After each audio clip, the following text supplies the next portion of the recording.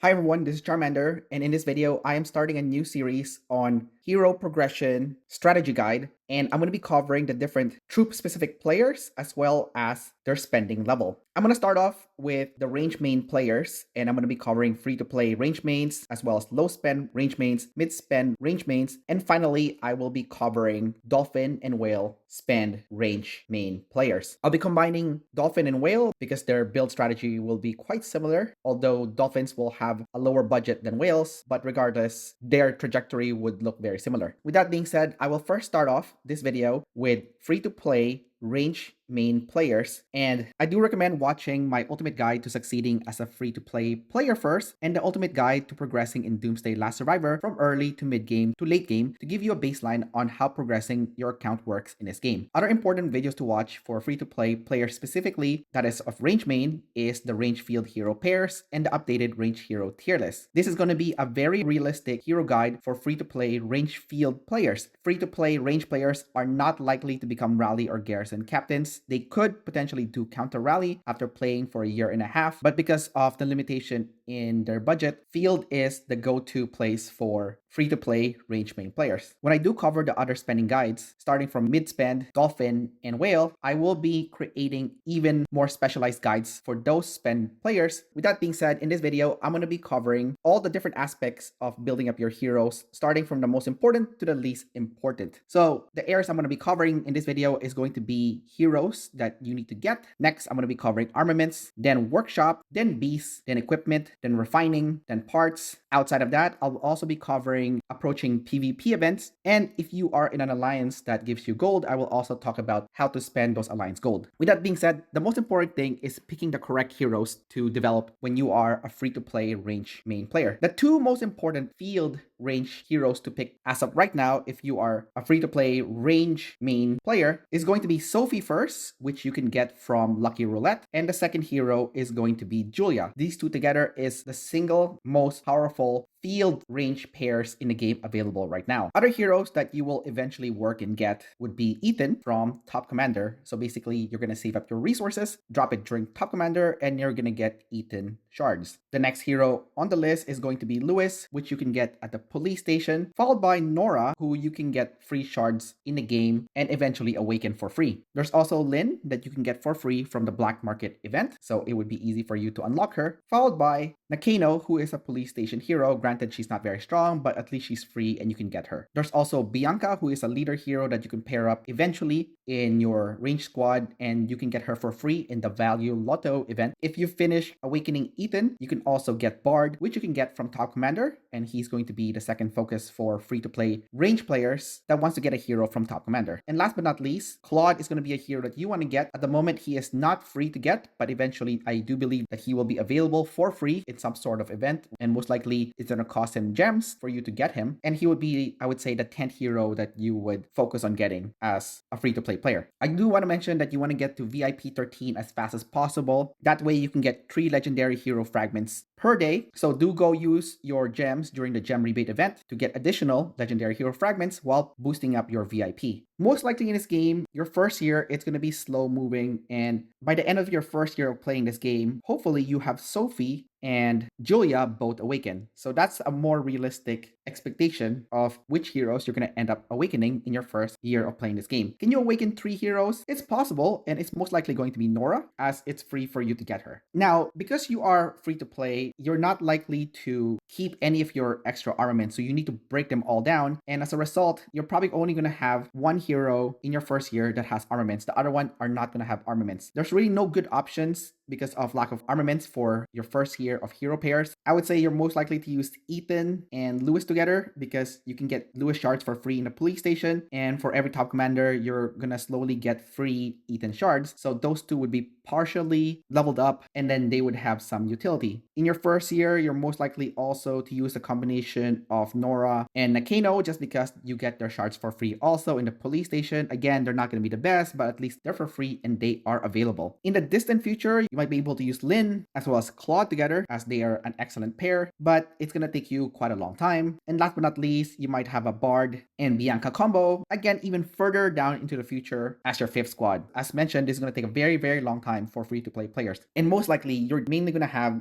Julia and Sophie as your go-to hero, along with Ethan and Lewis and Nora and Nakino, just because those heroes are available in the game. As far as Rider and Infantry heroes, it's not a big deal for you to develop them, so you'll get a few free police station infantry and rider heroes, and you can use your rider and infantry troops to fill alliance garrison or rally to earn extra points during PvP events, so you can help your alliance win those events. Next, the most important thing after picking the right heroes is armaments, and armaments is huge in this game because the stronger your hero is because of their armaments, the more damage you can deal to your opponents and the longer you can survive in field battles. Let's look at the different armament availability in this game. We'll start off with a weapon, and I would say for range, the best weapon is probably going to be the marksman crossbow. You can get weapon armaments in this game by breaking down your non-range golden armaments, and then you can go to the armament shop and purchase the armament fragments here. You can also get armaments for range weapons in the Archipelago Raid Journey store. Next, we're going to cover the helmet, and for range, I would say the best helmet to get is the Wind Trekker hood, and this one you can get it from doing Bounty Ground as well as an event called Doomsday Vault. Next, we're going to cover the vest, and for the vest, I would say either Camo Ghillie suit and also the Stealth Ghillie suit. They're both good, so it's up to you which one you prefer to get. They both have their pros and cons, but ultimately they are about the same in terms of effectiveness. You can get them for free in the black market as well as the armament shop. Next, we're going to cover backpack, and for backpack, either the travel bag or the canvas quiver are good, so it's up to you which one you want to get. Again, you can get this from the black market, the Doomsday Vault, as well as the armament shop. We're going to cover the pants next, and for pants, I would say leggings is the better choice because it is more evergreen, meaning it works in multiple different scenarios, and you can get this from the armament shop. I don't recommend focusing on it on the armament shop, as I think you should be focusing on buying weapon, vests, or backpack from the armament shop first. So you would passively get the shards instead from the arena store. So every week you would be able to get pants fragment by exchanging your demise dime. Next, we're going to cover the shoes armament, and I would say for the shoes, both the combat boots and the canvas boots are both good, so it's up to you which one you want to get. And again, you can get that from the armament shop, and as mentioned earlier, I do not recommend getting the shoes first in the armament shop, but instead I would say you want to get it in the arena store where you can get the shoes frag choice box. Next, for devices, I would say the IE augmenter is the best device for you to get, and you can get the IE augmenter from the seasonal shop. So if you earn DLS points, you can use it to buy IE augmenter fragments, and you can also get it from the event Archipelago Raid by completing quests and ranking high in War Meets War. Another thing that you can get in Archipelago Raid is going to be the Nano Purifier, which you can get as a reward in Archipelago Raid, mainly from Chainsaw Zombies and Tactical Sandbox. I do recommend watching my video guide on Archipelago Raid to learn more about this. Alternatively, you can also slowly collect EM turret fragments from the base exploration event, which is pretty good for generating rage, which is crucial for range main players. Your ultimate goal is to have armaments over 3 million within your first year. More realistically, it's going to be closer to 2.5 million, but depends how diligent you are at collecting those gold armaments. Eventually, by the end of your Doomsday career, you might have 4 million might with your heroes by getting all 5-star gold armaments with red hones. So you definitely want to collect the purple chips and use them during the honing challenge. It's a good idea to save up between 300 to 550 purple chips for best rewards during that event. As mentioned again earlier, you want to destroy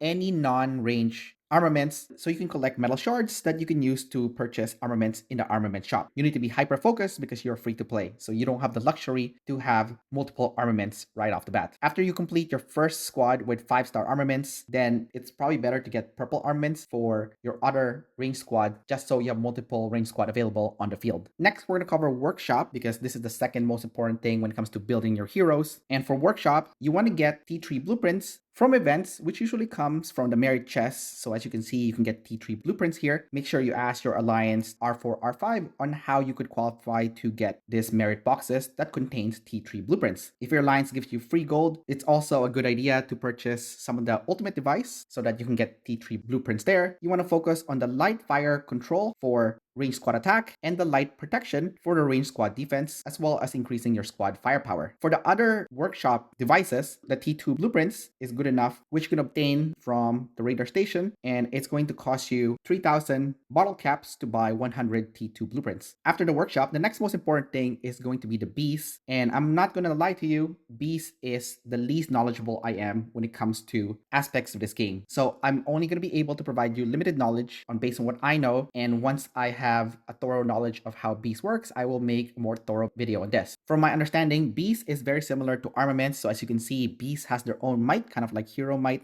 Beast can only hurt other heroes after you've defeated their beast. That's why the armaments and the workshop is more important, because if you kill their heroes before they can kill your beast, then the beast essentially is not useful. This is going to get worse in the future though, as people will get stronger beasts, they'll kill your beast much faster, which will allow them to hurt their heroes as well with their beasts. Just to quickly explain on how you should approach the beast, again, you're going to have to do your own critical thinking for this because I am not 100% familiar with how beast works yet. I want to use the combo damage as an example. So there's a hero in the game, which is Catherine, and if you get her skin, she has combo damage. So basically, after she attacks, there is a 30% chance of triggering combo damage. So basically, if you attack, you can attack again. That's what combo damage means. So some beasts are specifically combo-based beasts. And I'm not telling you to use a combo-based beast. I'm just trying to illustrate on how beasts could potentially work for you. So for this example, I'm going to use a combination of the Undead Bull and also the Blaze Sabertooth. And I'm not telling you to use these two. I'm just trying to illustrate how my understanding currently works on how to best pair the beast for yourself. So as you can see, the Undead Bull is rally, crit, and combo, as you can see here, as their main attributes. And if you look at the Blaze Sabertooth, they have crit and critical damage, right?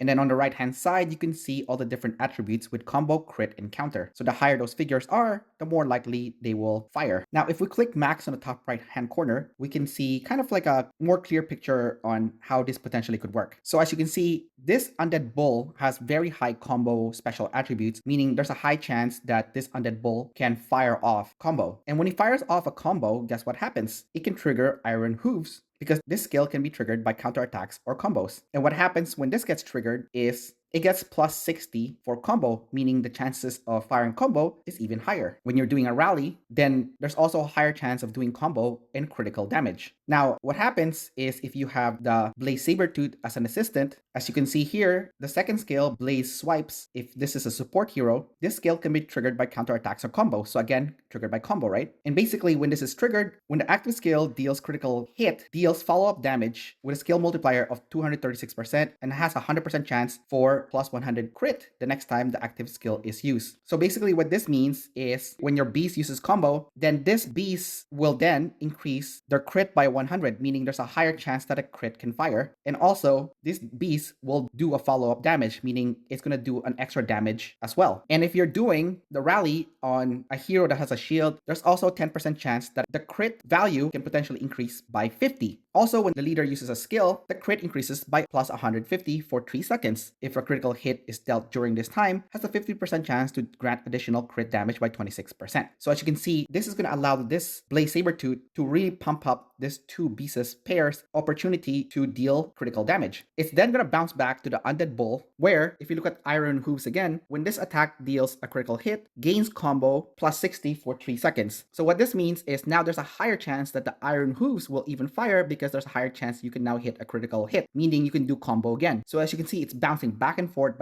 and you can have this loop of a lot of damage dealt by the beast as a result of pairing up the correct beast together. As mentioned before, my knowledge of the beast is not that good yet, so it's still work in progress, and it's going to be up to you to build up your knowledge base on which beasts pair up together so that you can have this loop of damage on top of damage on top of damage just because you paired the correct heroes together and you fought the right beast also on your opponent's side of things. Now, I would say that if you are free to play, that I would focus on the purple beast just because they're easier to get. The gold ones are pay to win, unfortunately, and you can get them from the Beast Search event as well as the new Wasteland Challenge event. You can also get this from Island Raid. In the store, there is a Corpse Bull and a Crystal Pangolin. You can also get Beast Shard. So if you break down the ones that you don't think you're going to use, you can get it from the Biochemical Beast store. You can also get the Lava Rhino fragments and the Badlands Boar fragment from exchanging your bottle caps in the Raider station. As far as Beast Armaments go, which is called chips, you can get that from Biohazard Frenzy Lastly, under the off limits roulette. So besides bees, the next most important thing, mainly from an accessibility standpoint, is going to be equipment. This is a higher priority for free-to-play players because they are more accessible. So you can get the carbon for the equipment from events such as the Antipede Hunt. You can also get it from the Arena store and get the Carbon Steel as well as Defense Fabric from here. You can also get it from the Shipment Center under Doomsday Express when you raid trucks. Now, your priority for the equipment itself, I would say the first one would be the backpack because it affects all your squads. As you can see, it has the squad counter damage as well as squad basic damage. The next important one I would say would be the gun because it's going to help you with your training speed as well as range squad attack, followed by the helmet, which is going to help you with your hospital capacity as well as range squad defense. Next would be the armor, which will give you a bigger squad capacity. Pants would kind of be the next one, mainly because you can get the research speed that you can push for T6, although by the time you get this, you might already be T6. The shoes would be the next one, again, mainly for the stamina recovery speed. And I would say the dagger is the most useless one because by the time you get to it, all your building would have probably been fully upgraded already. Next, we're going to cover refinement. And for refinement, the most important one is going to be the backpack first because it's going to reduce the death rate and increase your squad travel speed, which is super important as you want to be able to move fast in the field. Next will be the gun because of the training speed as well as range squad attack, followed by the helmet for the range squad defense and also healing speed. This is followed by the dagger, mainly to reduce the cost of training materials, and then the shoes for raiding resources. And I would say the pants would be the most useless one to get as you would probably be T6 already by the time you get to the pants. Now for the refinement, you can get them from the seasonal shop in the DLS store. So if you do really well in PvP events, you can get extra DLS points. It's going to cost you 30 to get the golden nano coating for this. And you can also get it from Archipelago Raid if you win the event. For parts, you're most likely able to get it from the parts contests. And this is mainly for whales, so I wouldn't bother focusing on this. You can also get it from Bloody Brandy. So you would passively be leveling up your parts over time. And for parts, the most important thing to focus on will be the canteen for the squad damage reduction. That way you can fight in the field longer, followed by the rope for skill damage dealt, and then the compass for squad damage. This is followed by either the lightweight liner or anti-recoil stock for range squad HP, and then the silencer or respirator for range squad defense, and last but not least, the laser scope and ballistic goggles for range squad attack. The other parts is not useful for you because they are mainly for whales and dolphins. So that's pretty much the priority for powering up your heroes. Now, I'll quickly mention PvP events such as Archipelago Raid, Genesis War, or Island Raid. So you want to have tons of farm accounts as a free-to-play player, even as far as going with 5 to 10 farming accounts going every day to gather as much resources as possible. Since you can't use money, you have to use time to get ahead. And your goal then is to get lots of War Meets War points or equivalent to earn extra rewards that you can use to power up your heroes. You want to join an alliance that has healing tools so you can heal your troops and fight longer during PvP events, and you want to be able to finish all the quests in the PvP events so that you can max out the rewards. If your alliance hands out gold, I would say save up enough gold so you can buy the growth fund, which you can use to push to VIP 13 as fast as possible so you can get 3 legendary hero fragments per day. Once you've gotten VIP 13, I would say for the alliance gold, your next focus is going to be the ultimate device in the workshop to get T3 blueprints. Next, you want to get the super monthly pass in order to get daily gems, which you can use to help push to get T6.